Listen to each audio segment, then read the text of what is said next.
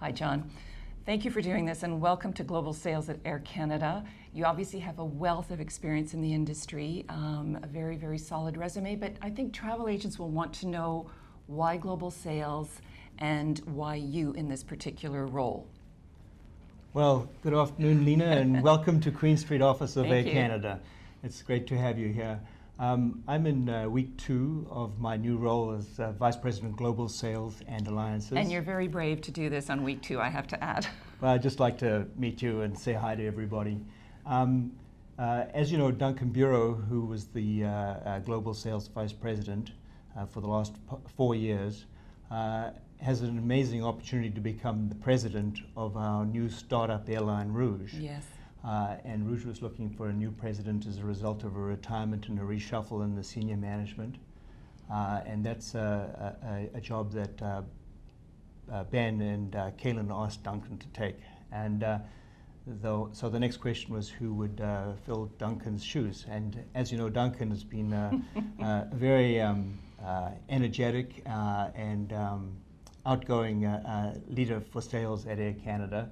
And so those are big shoes to fill, and I've been asked to add the global sales responsibility to my existing responsibility of global alliances and joint venture development. Mm-hmm. So here I am in week 2 of the role, and looking forward to working with the agency community as well as my team of professional salespeople. John, one of the things that Duncan did, as you sort of alluded to, is he really shifted the dynamic with the trade.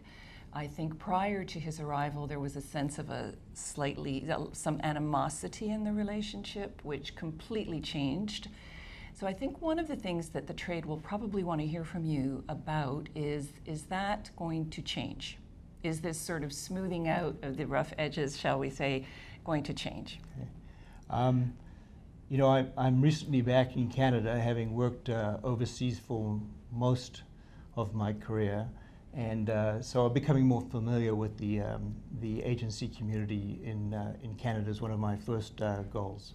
What I will tell you is in week 2, I don't know enough to make an informed comment about Right. that, but what I do know is that the agency community are a very important part of our global brand strategy, which is a premium brand strategy, and the partnership with the travel trade is extremely important for us.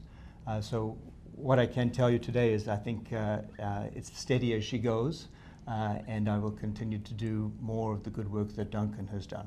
I think that'll be good news to our viewers. Now, looking at the Canadian airline industry, lots of players, lots more coming on board, a ULCC battle brewing, article after article analyzing the potential for success versus not. Yeah. Air Canada has to protect its market share. What is the strategy going forward? Well, Nina, you know, our strategy is to become a global brand, and recently over the last 3-4 years, you've seen our capacity internationally grow substantially. But really, our strategy, the segment we're after is the premium segment. So it's not really our role to be fighting ULCCs, and that's not even our target market. So we'll leave that battle to others who feel that they need to fight it, and we'll continue to focus on the premium segment. Interesting. Yeah.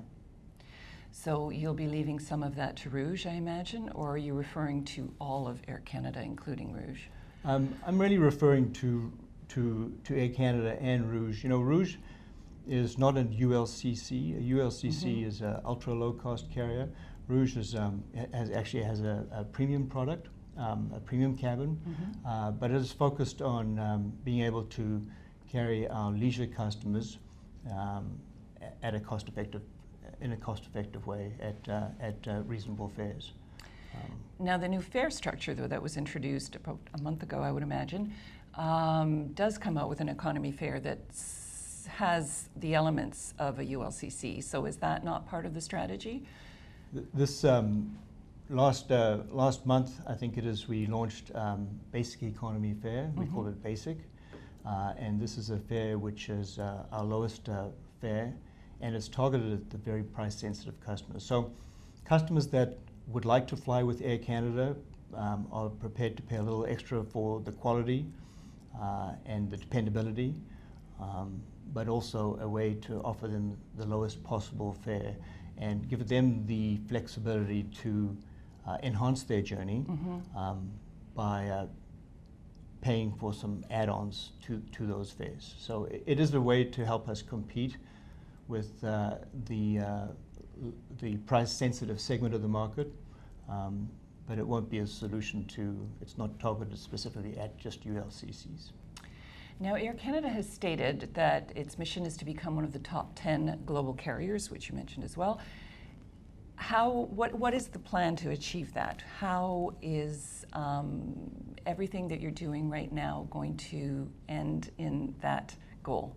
Well, Nina, this is an aspirational goal, and it's a multifaceted goal in that we not only want to become larger, but we want to be top 10 in everything we do.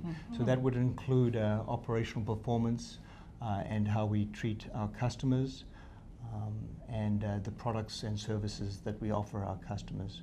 And we have a plan which involves corporate culture change as well, including Team Air Canada working more closely together, and as well as continue to focus on safety and dependability, as well as being a representative of the country Canada.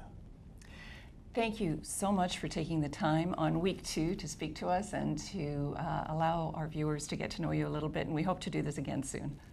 Well, it's my pleasure, and it's great to meet you, Nina, and I look forward to meeting the agency community.